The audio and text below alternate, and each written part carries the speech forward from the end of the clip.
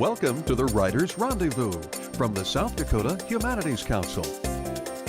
Hello, I'm Karl of South Dakota Public Broadcasting. I'm here at the Deadwood Mountain Grand for the 2013 Festival of Books, and with me is one of the presenting authors at this year's festival, Brian Fagan, author of The Attacking Ocean. Thanks so much for coming by to join us. My pleasure.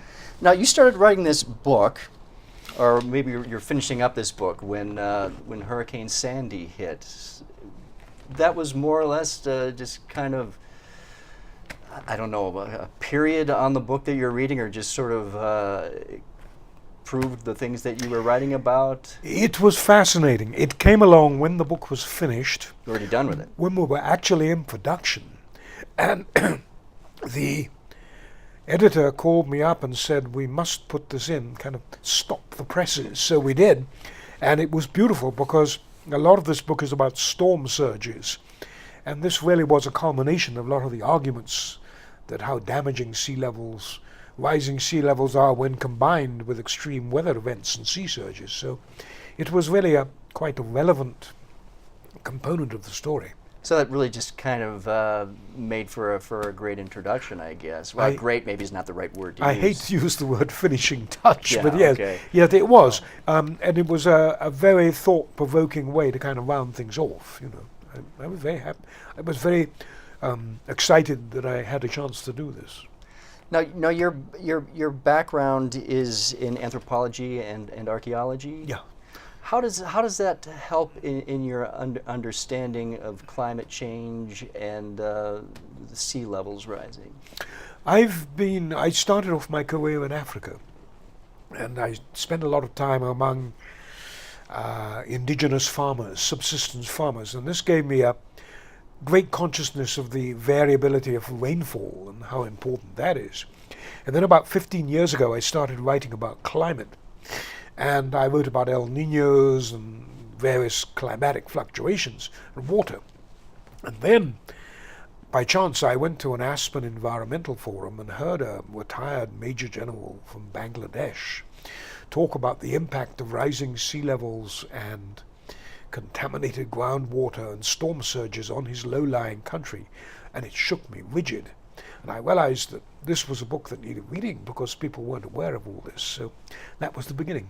But does it help you having that background, because you write about thousands and thousands of years of... Oh yes, I'm an archaeologist by training, and I am absolutely convinced that every single climatic event, any environmental event has a history, and you can't really look at, say, rising sea levels, warming, water, without having a 10,000-year perspective on it, because our predecessors have also reacted to this, and there were lessons to be learned.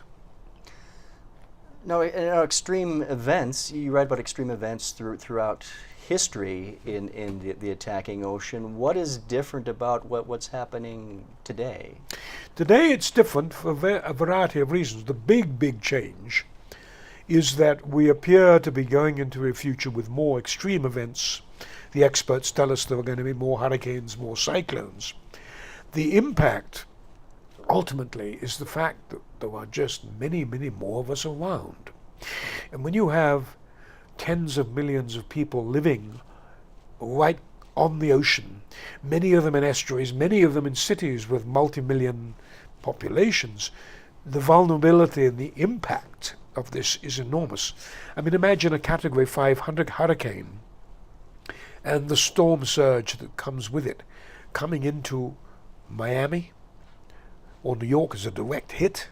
I mean, if you think that Katrina, I think, was a Category 3, I mean, it's beyond almost comprehension, the devastation. When you look at Sandy, which wasn't even a hurricane, it was a superstorm. And we appear to be oblivious of the dangers of living that close to the shore.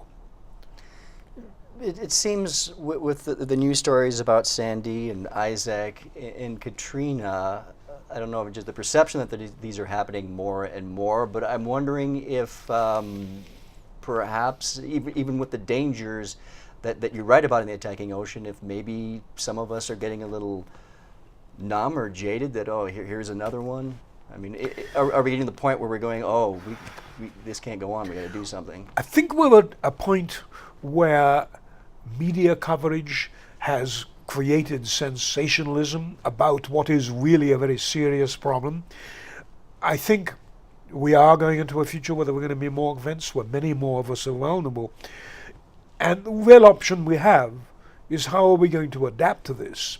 Are we going to say, like Sandy, fine, we've had $60 billion worth of damage, well, let's just pay and rebuild? Or are we going to say to ourselves, okay, this happened. How do we prevent it happening? What steps do we take, like moving to higher ground and so on, to mitigate this in advance? Because you can't go on spending $60 million again and again. And this is a very agonizing kind of long-term social and political problem, which we're not good at. And sensationalizing it does not help. Why aren't we good at that with the long-term situation? But it's partly because we are obsessed with living from one election cycle to the next, which is asinine. It is second. It's very difficult for people to think of planning for problems that are going to confront their great-grandchildren. This is not easy for people. And very often, if you look at history, there are very, very few societies that have really looked at the long term. They've always looked at the short term, and they've coped with a problem. We're now beyond the point where we can cope with a problem. We've got to plan to cope with a problem in ways we haven't done before. The people who are best at it in the world are the Dutch. They have really thought very seriously about. Well, they have to. They have to. Their decision has been to wall themselves off. And the question of questions is, will they wall themselves off permanently, or have they got a problem? And the answer to that, no one knows. But it won't be for lack of trying.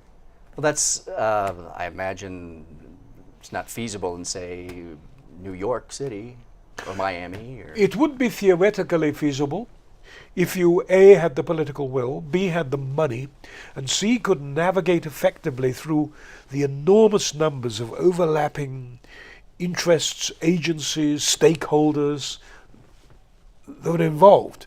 I mean, there were intricate economic issues, real estate prices.